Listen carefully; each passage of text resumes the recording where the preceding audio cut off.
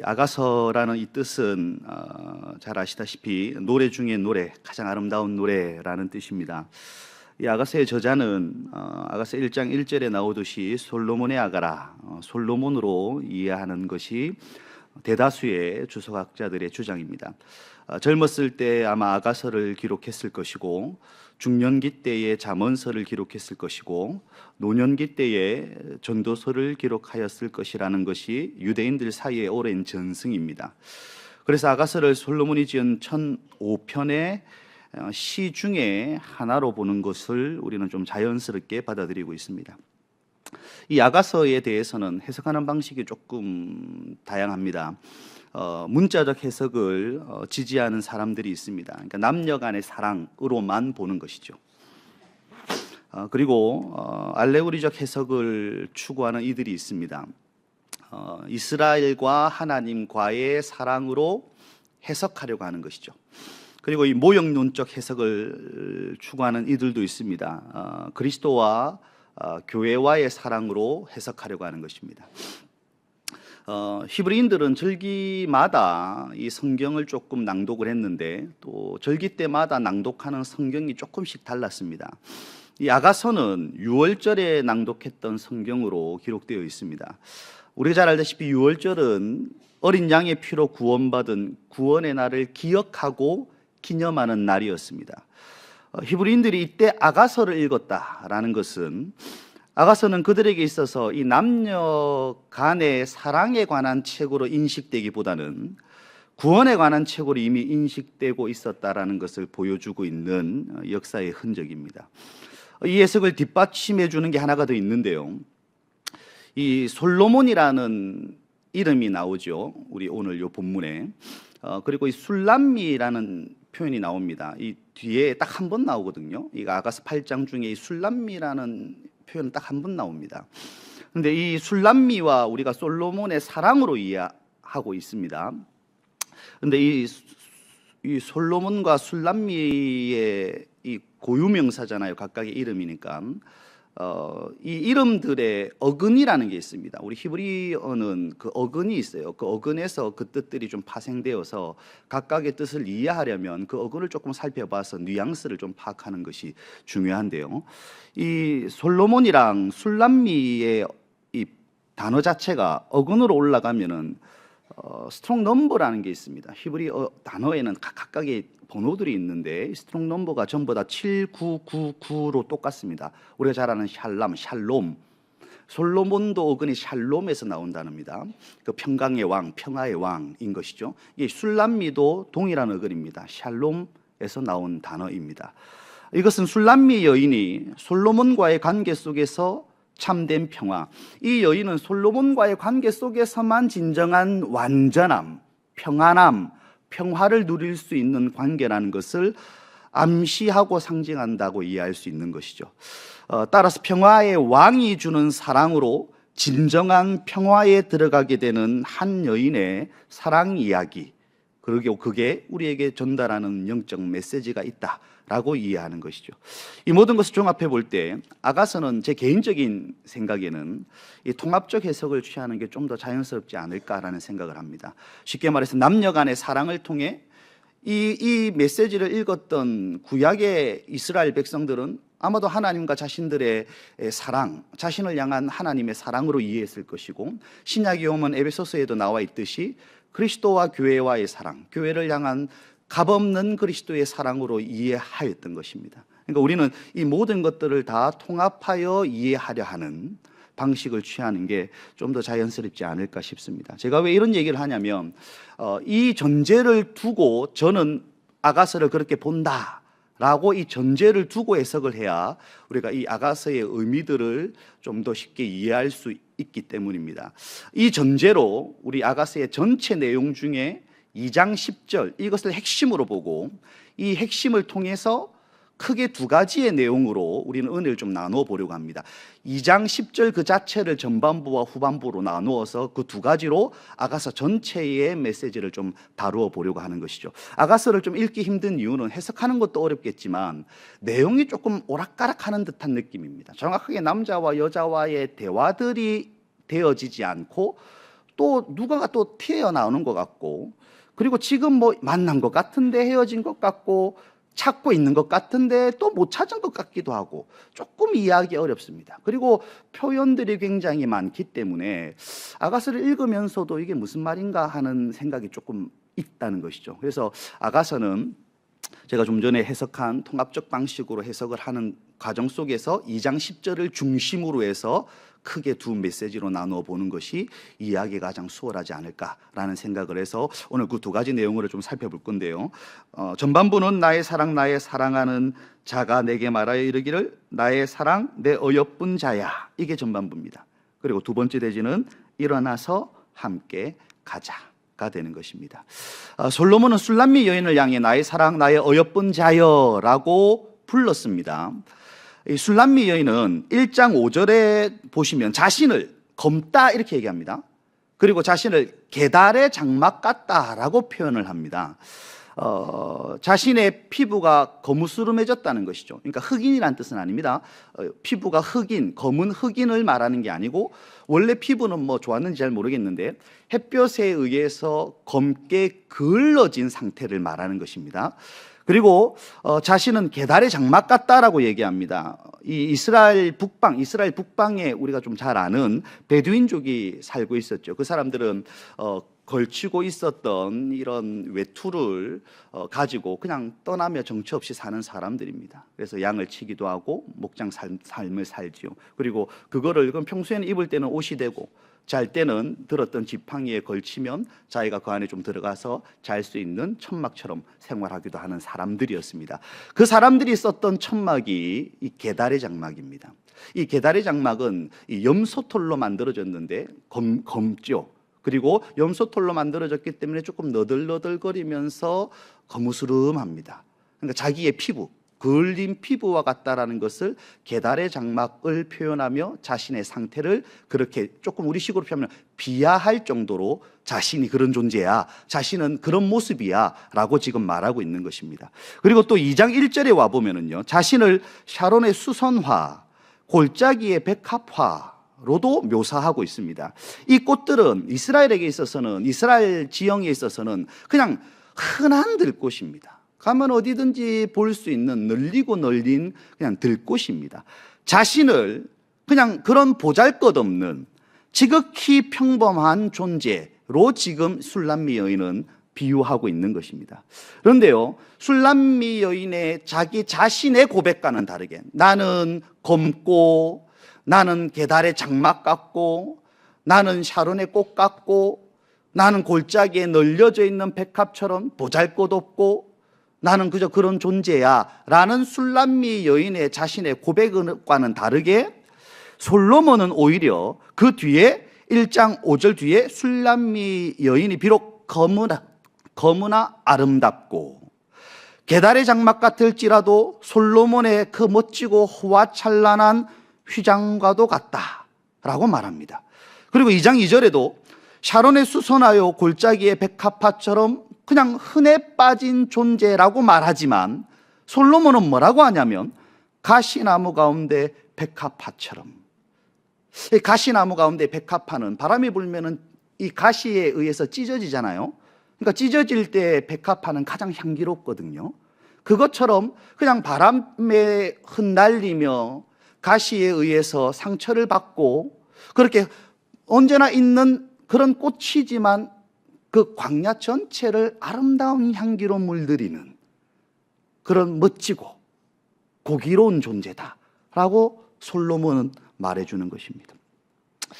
그렇기에 술람미 여인도 자신의 볼품없고 부족한 모습에도 불구하고 솔로몬이 자신을 그렇게 봐주고 그렇게 여겨주고 그렇게 사랑해주니 자신의 부족과 연약에도 솔로몬의 수많은 아름다운 여인들 가운데서도 무너지거나 낙심하거나 스스로를 비관하지 않고 도리어 그렇지, 나는 솔로몬에게 사랑스러운 여인이지, 나는 솔로몬에게 어여쁜 여인이지, 나는 솔로몬에게 가시밭의 백합화 같은 고귀한 여인이지 라고 당당한 모습을 지금 이렇게 보일 수 있는 것입니다. 우리들에게 이런 확신이 있어야 합니다. 실상 우리는 검은 존재고 계달의 장막같이 부족하고 볼품없는 죄인일 뿐입니다. 늘 넘어집니다. 자주자주 불평하고 원망하고 자주자주 식어버립니다.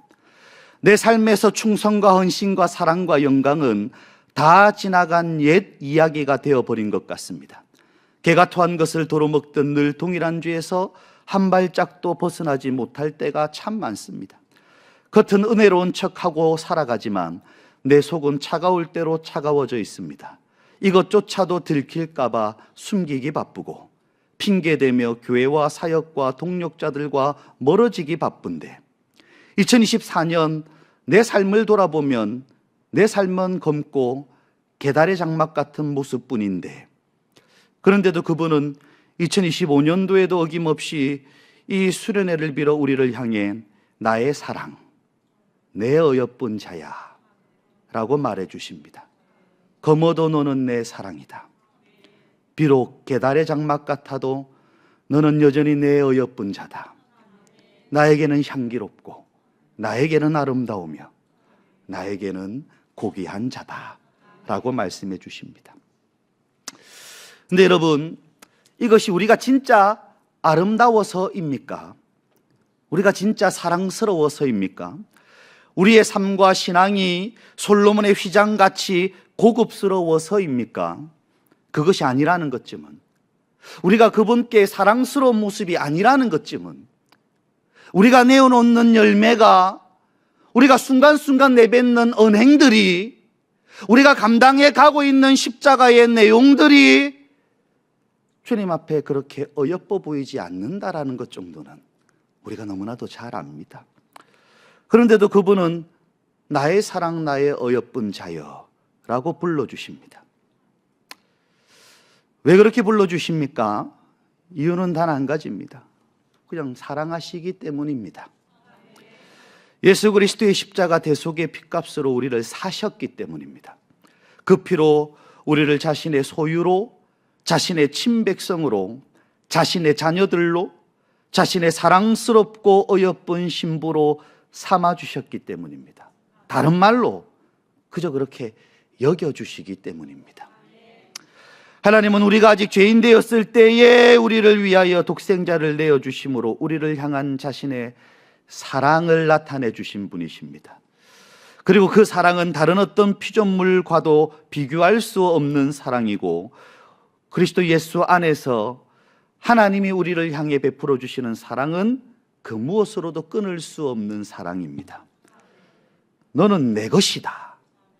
내 것이라서 사랑스럽다. 핏값으로 주고 산 내 것이기에 어여쁘다. 우리가 주님의 것이 되었기에 주님은 우리를 사랑한다, 어여쁘다 말해 주시는 것입니다.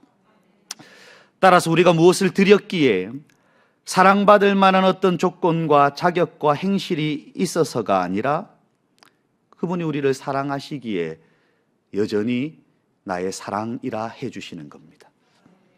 우리의 부족과 연약에도 그분은 변함없이 나의 어여쁜 신부여 라고 말씀해 주십니다. 그러니 그분이 날 변함없이 사랑해 주신다는 그 자체가 우리가 살아가야 할 이유가 되어야 합니다. 우리가 오늘도 예배드려야 될 이유가, 올해도 우리에게 귀한 직분을 맡겨주셨을 때 감당해야 될 이유가 우리에게 있는 것이 아니고 그분이 올해도 변함없이 우리를 나의 사랑이라 해주시고 나의 어여쁜 자라 해주시기에 올해도 우리는 그렇게 가는 것입니다. 내가 나를 용서 못할 때에도, 그토록 내 스스로에게 실망할 정도로 형편없이 바닥을 칠 때에도 날 향한 그리스도의 사랑은 변함이 없음을, 그분은 언제나 날 사랑하시고 어여쁘게 여겨주시는 언제나 나의 주 나의 하나님이심을 확신하시기 바랍니다. 그때 우리는 내 자신이 아닌 불변의 사랑을 값없이 베풀어 주시는 예수 그리스도를 바라보며 세상이 줄 수 없는 진정한 평안과 소망과 위로를 얻게 되는 것입니다. 계속해서 솔로몬은 술람미 여인을 향해 찾아와 일어나라. 그리고 함께 가자라고 말해줍니다. 아가서 1장 2절에 보시면 내게 입맞추기를 원하니 라고 되어 있습니다. 번역은 좀 그렇게 되어져 있지만 내게 입맞추고 간 그 신랑의 입맞춤을 잊지 못해 그리워하는 뉘앙스의 표현입니다. 지금 술람미 여인은 솔로몬과의 첫 입맞춤을 잊지 못하고 있는 것입니다. 술람미 여인은 솔로몬을 사랑했고 자신을 향한 솔로몬의 사랑도 확신했지만 솔로몬은 이스라엘 왕이기였기에 예루살렘에 가 있겠죠. 근데 술람미 여인은 자신이 살고 있는 수넴 지역에 살고 있는 것입니다.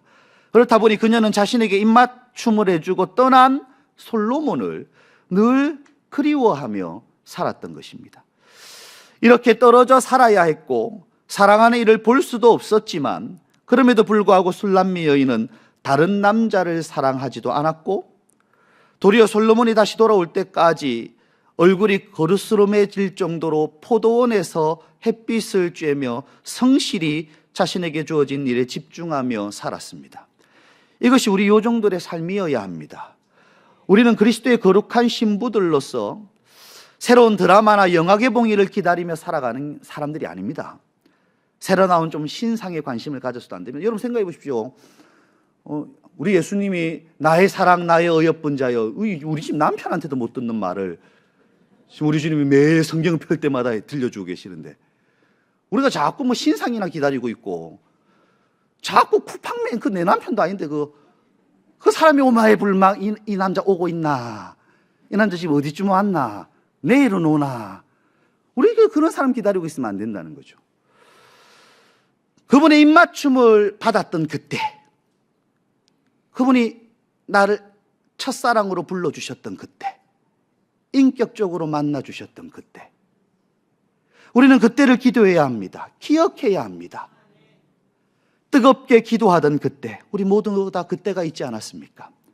교회를 사랑하여 정말 생명 걸고 충성하던 그때, 밤늦게까지 교회에서 만들고 준비하고 생애 최고의 것을 드리면서도 피곤하지 않았던, 아깝지 않았던, 도리어 셈이 나고 기쁨이 샘솟고 더 드리지 못해 죄송해하던 그때, 은혜로 충만했던, 주를 향한 사랑으로 충만했던, 교회를 섬기는 기쁨으로 충만했던 바로 그때를 그리워하며 살아가야 하는 것입니다.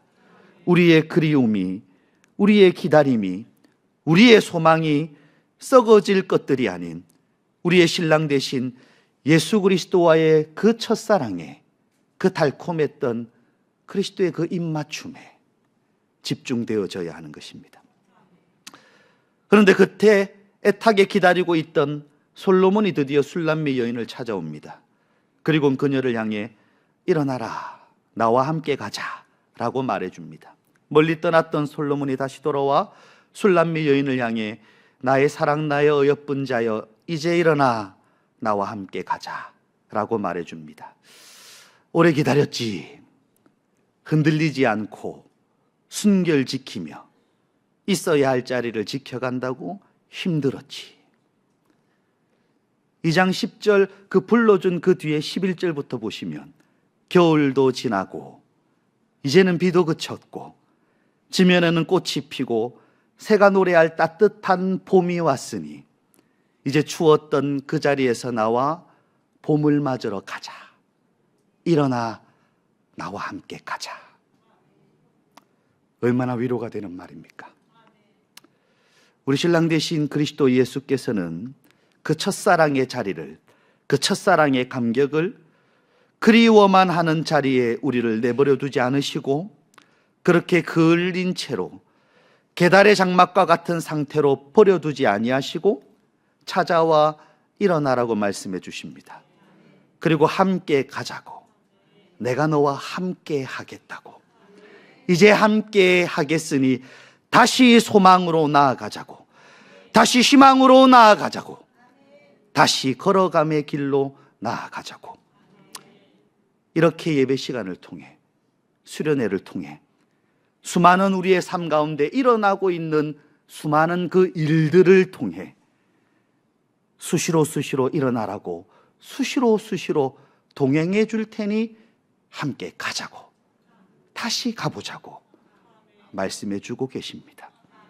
사랑하는 여러분, 예수 그리스도께서는 죄인 중에 개수와 같은 우리들임에도 늘 그 자리를 벗어나지 못하는 삶을 주님께 내어드리고 있는 우리들임에도 언제나 변함없이 나의 사랑, 나의 어여쁜 자라 속삭여 주십니다. 그러니 우리도 그 사랑에 목말라 하시기 바랍니다. 늘 그 사랑을 먹으려고, 다시 그 사랑을 느끼려고, 다시 그 사랑에 들어가려고, 그 사랑을 감격하여 기도의 자리로, 예배의 자리로, 말씀의 자리로 주님의 은혜가 떨어질 수 있는 곳이라면, 그 부스러기 은혜가 떨어질 수 있는 곳이라면, 다시 그 달콤했던 첫사랑의 입맞춤을 느낄 수 있는 곳이라면 어디든지 그리워하며 나아가야 합니다. 조금 힘들어도, 조금 외로워도, 그 길을 찾아가는 과정이 조금 지쳐도, 때로는 조금 벅차도 우리는 우리의 신랑을 늘 그리워하며 그분과의 재회를 기다리며 매일매일을 그렇게 살아가야 합니다. 그렇게 묵묵히 그리스도의 신부들로 십자가의 길을 걸어갈 때 따뜻한 봄이 올 때 어김없이 솔로몬이 술람미 여인을 데리러 온 것처럼, 그래서 술람미 여인의 길었던 겨울을 끝내고 혹독한 추위 속에서 움츠러 있었던 몸을 녹여주며 따뜻한 봄을 향해 손 내밀어 주었듯 우리 주 예수 그리스도께서도 우리를 데리러 오실 것입니다. 모든 나그네의 걸음을 마무리하도록, 좁은 길의 모든 고통을 그치도록, 외로운 여정 속에서 남몰래 흘렸던 모든 눈물을 닦아주시러 오실 것입니다.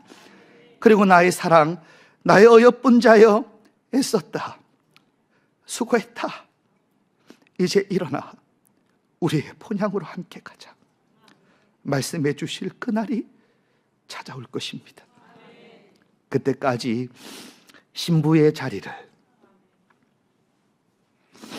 이 좁은 길을, 우리 각자에게 주어진 사명의 길을 끝까지 내려놓지 않는 모든 제신의 요종들 되시기를 축원합니다.